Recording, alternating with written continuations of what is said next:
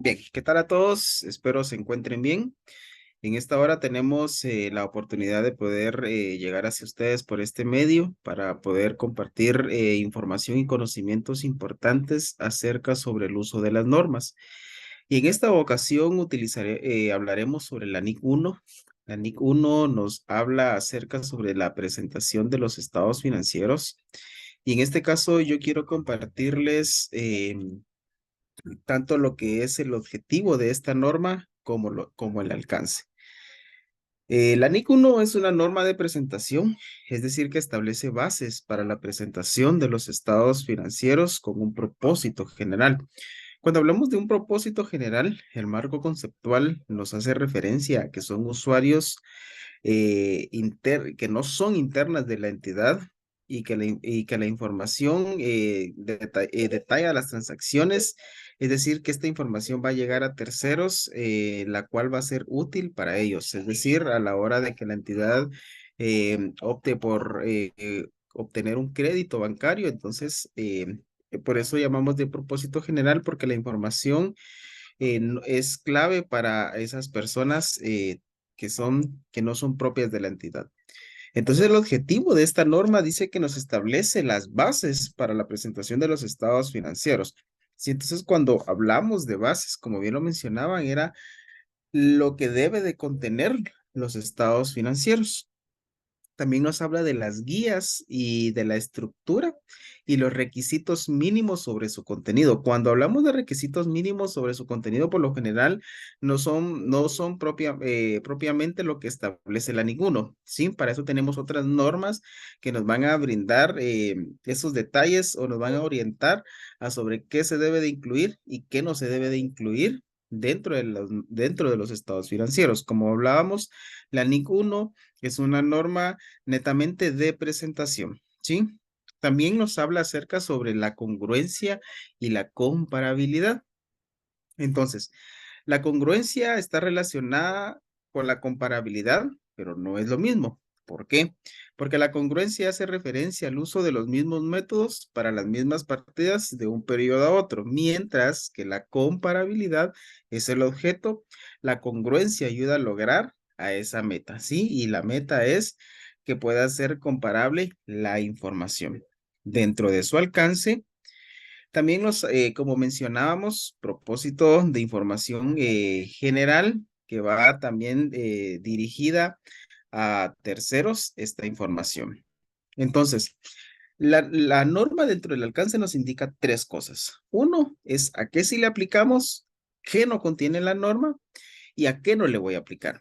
En este caso, cuando nos dice a qué sí aplica la norma, va a aplicar a las entidades que vayan bajo un propósito de información general. ¿Qué no nos incluye en la norma? Es cuando esta NIF dice que se establecen los requerimientos de reconocimiento, medición e información a revelar en transacciones y otros sucesos. Esto hace referencia, como ya les mencionaba, a que existen otras normas que nos van a brindar esas bases para poder incluir la información que se considere oportuna dentro de los estados financieros. ¿Y a qué no se le va a aplicar la información financiera? Esta norma no se aplicará a la estructura y contenido de los estados financieros intermedios condensados. De igual manera, dentro del alcance, esta norma nos hace una excepción y que esta norma no será aplicada debido a la estructura y contenido de los estados financieros intermediarios condensados. Eso es referente al objetivo y al alcance de esta norma. Le cedo el tiempo a mi compañero Leonardo, que él viene para seguir ampliando la información sobre esta norma.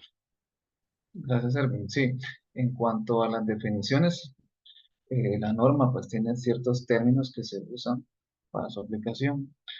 Dentro de ellos tenemos estados financieros con propósitos generales. Son aquellos que pretenden cubrir las necesidades de cualquier tipo de usuario sin fines específicos. Impracticable. Sucede cuando la entidad no puede aplicar un requisito tras efectuar todos los esfuerzos razonables para hacerlo. Normas internacionales de información financiera en su versión MIC. Normas e interpretaciones emitidas por el Consejo de Normas Internacionales de Contabilidad, IASB. Este consejo ha emitido Por ejemplo, Nick, Nick y sus interpretaciones. Materialidad de importancia relativa. ¿Es material o tiene importancia relativa si su omisión, expresión inadecuada influye sobre las decisiones de los usuarios, principalmente de los estados financieros con propósito general? Ejemplo, transacción u otros sucesos están dispersas en los estados financieros, partidas diferentes, transacciones u otros sucesos que agreguen inapropiadamente. Una entidad va a evaluar si de forma individual o agregada para ser material o tener importancia relativa, hace efecto, tiene un efecto en todo el conjunto de estados financieros. Notas, estas contienen información adicional a la que se presenta en el conjunto completo de los estados financieros, como políticas contables o la base en la cual fueron emitidos. Otro resultado integral comprende las partidas de ingresos y gastos que no se reconocen en el resultado del periodo. Resultado del periodo es el total de ingresos menos los gastos, excluyendo los componentes de otro resultado integral. Ajustes por reclasificación, importes reclasificados en el resultado de periodo corriente que fueron reconocidos en otro resultado integral, ya sea en el periodo corriente o en el periodo anterior. Resultado integral total, con cambio en el patrimonio durante un periodo, resultado de transacciones u otros sucesos distintos de aquellos cambios derivados de transacciones con los propietarios en las condiciones tales. Vamos a empezar con la compañera Karen que siga ampliando la información. Muchas gracias, Leonardo. Prosiguiendo con el tema, pues vamos a hablar sobre los estados financieros, cuál es su finalidad y el conjunto completo de dichos estados. Como sabemos, pues los estados financieros son la fotografía de una empresa. La finalidad de estos estados financieros es poder proporcionar información clara y comprensible sobre la situación económica financiera de una entidad. Estos informes pues ayudan a los usuarios externos como inversores y acreedores a poder tomar decisiones sobre la entidad. Esto pues se realiza evaluando su desempeño y solidez financiera, como también el poder presentar de una manera fidedigna la posición financiera, el rendimiento y los flujos de efectivos de una entidad. Eh, como como sabemos, esta información se puede obtener de los siguientes elementos, que son activos, pasivos, patrimonio, ingresos y gastos, aportaciones de los propietarios y distribuciones a los mismos en su condición de tales y los flujos de efectivo. Esta información, junto con la contenida en las notas, ayuda pues a los usuarios a poder predecir los flujos de efectivos eh, de la entidad a futuro. Como siguiente puntos es el conjunto completo de estados financieros. Em, Como podemos observar, el conjunto completo de estados financieros son estos, son 6, y pues una entidad poder presentar con el mismo nivel de importancia todos los estados financieros que forman un juego completo. Pues esto para poder obtener información clara y segura, y pues no es porque un estado financiero sea más laborioso que otro, no, sino que todos tienen información relevante, y pues esto se realiza con el mismo fin, que es el poder dar a conocer la situación financiera de una entidad a terceras personas. Se da en algunas ocasiones que hay entidades que al final del conjunto completo de estados financieros también presentan un análisis financiero, y esto pues lo elabora la gerencia. Allí se adjunta o se describen las características principales del rendimiento financiero y de la situación financiera de la entidad. También hay varias organizaciones que también divulgan información además de sus informes financieros. ya sean por documentos como informes ambientales, y pues esto se da especialmente a industrias donde hay aspectos ambientales que juegan un papel importante en su entidad. Para proseguir, le estaré dejando el tiempo a mi compañera Silvia. Muchas gracias, Karen. Continuando, sabemos que la información financiera requiere de ciertas características. Al momento de presentar los estados financieros deberán cumplir con estas características. Entre ellas está la presentación razonable y cumplimiento de las NIF, que como tal la norma requiere que esta información contenida dentro de los estados financieros debe ser razonable, fidedigna, tanto en los elementos como activos, pasivos, ingresos y gastos. Asimismo, deberán cumplir con las características de hipótesis de negocio en marcha, la cual una entidad deberá elaborar los estados financieros bajo la hipótesis de negocio en marcha, a menos que la gerencia pretenda liquidar la entidad o cesar su actividad. En este caso, la entidad deberá concretar si está basándose en una adecuada hipótesis de negocio en marcha. ¿Y cómo lo va a evaluar? Basándose a las últimas operaciones si han sido rentables. De igual forma, si tiene acceso a recursos financieros, de esta manera podrá concluir que puede continuar sobre un periodo de 12 meses en su negocio para proceder con sus actividades. Asimismo, deberán cumplir los estados financieros bajo una base contable de acumulación o de vengo, que se deberán preparar, excepto el flujo de efectivo, utilizando la base contable de la acumulación. Otra de las características con las cuales deberá cumplir una entidad al momento de presentar esta información financiera es acerca de la materialidad o importancia relativa y agregación de datos. Cuando se agreguen estos datos, se deberán presentar de forma separada cada clase significativa de partidas similares. Asimismo, se presentará por separado las partidas de naturaleza o función distintas o menos que no tengan importancia relativa. Es decir, que la entidad deberá evaluar si va a juntar información relevante en sus notas y que sean útiles para los usuarios de los mismos. Asimismo, existen otras características como es la compensación. Una entidad no compensará activos con pasivos o ingresos con gastos, a menos que así lo requiera la NIF. Otra de las características es la frecuencia de la información, que esta trata en que la entidad deberá presentar un juego completo de estados financieros comparativos al menos anualmente. Cuando se requiera cambiar el periodo de presentación de un estado financiero por uno o mayor o menor tiempo, deberá revelarse en las notas la razón por el cambio, que los estados financieros no son comparables en el periodo del cambio. Asimismo, está la información comparativa, que esta no requiere que, a menos que la NIF permita o requiera que otra cosa, se revele información comparativa respecto del periodo anterior. Asimismo, están los cambios en políticas contables, reexpresión retroactiva o bien la reclasificación.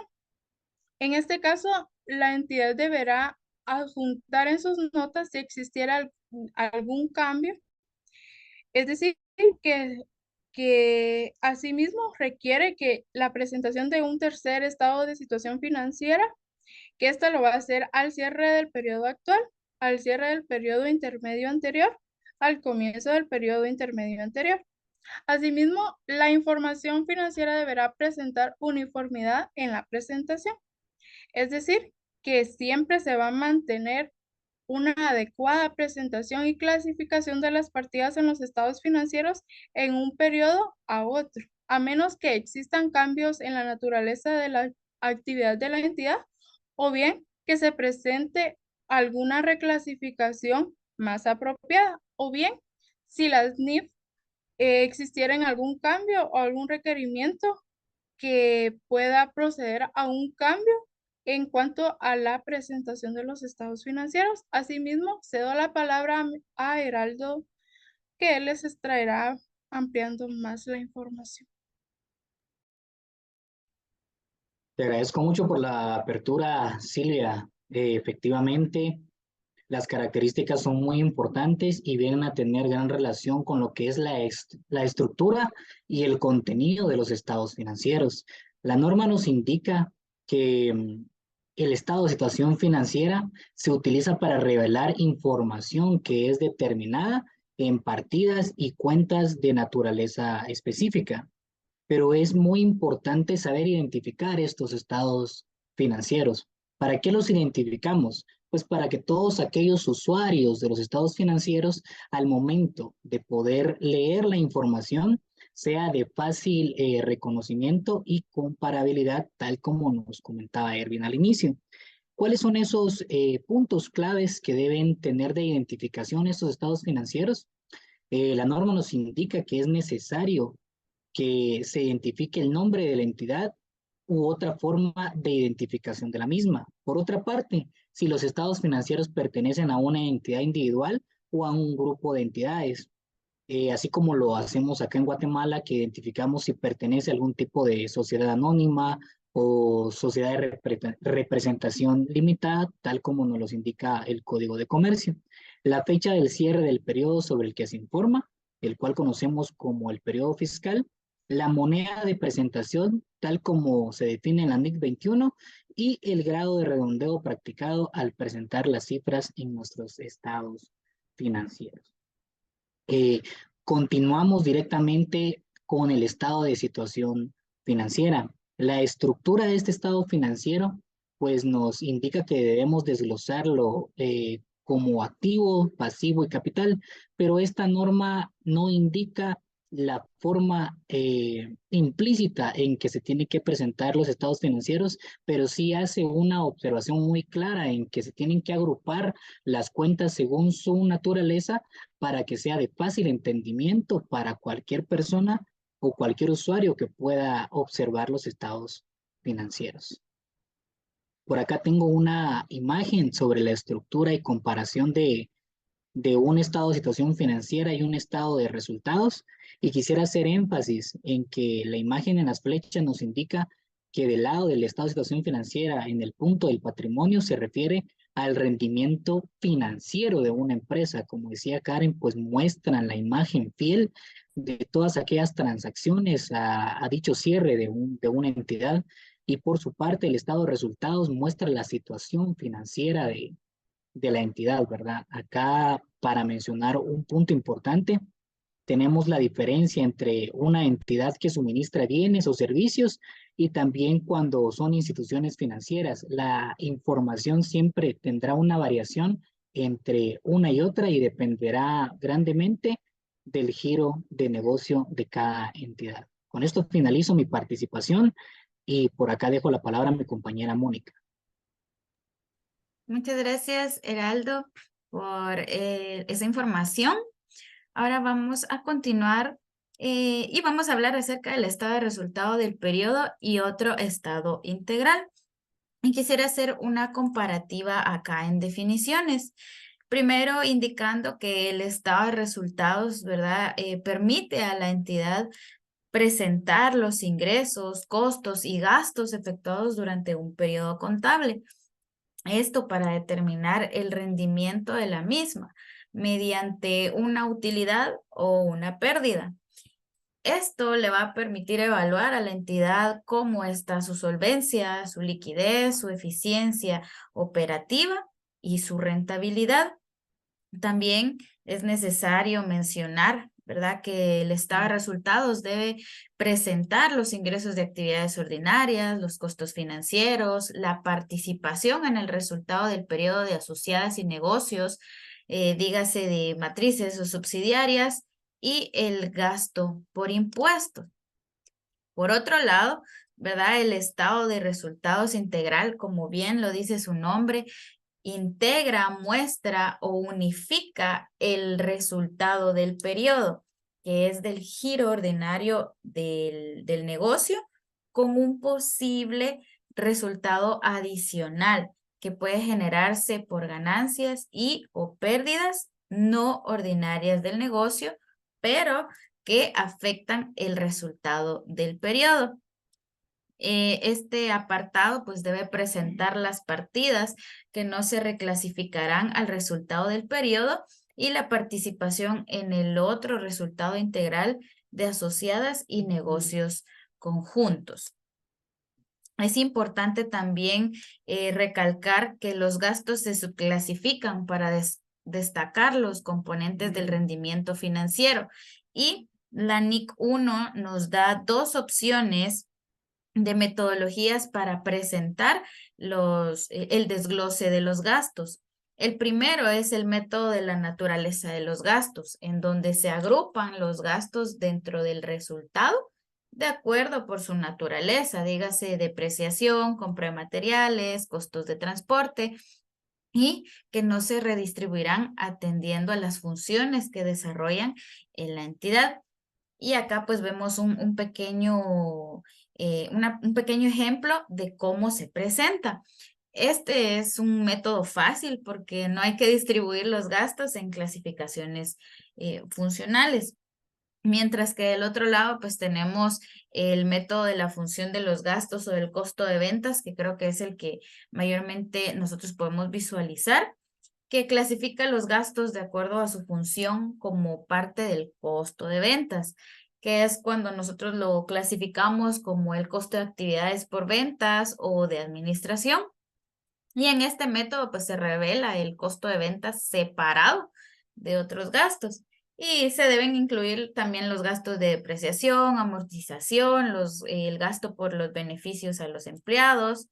Y es importante mencionar que este método proporciona información más relevante, pero la distribución de los costos puede requerir más juicio para su asignación.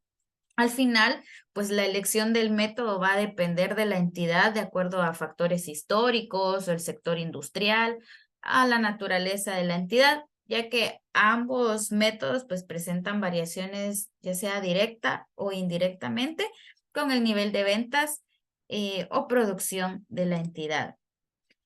Pasamos a lo que es el estado de cambios en el patrimonio, que este revela de forma detallada las variaciones de las cuentas del patrimonio de la entidad de un periodo determinado a otro, que debe incluir el resultado integral del periodo, los efectos de la aplicación retroactiva o reexpresión retroactiva de cada componente del patrimonio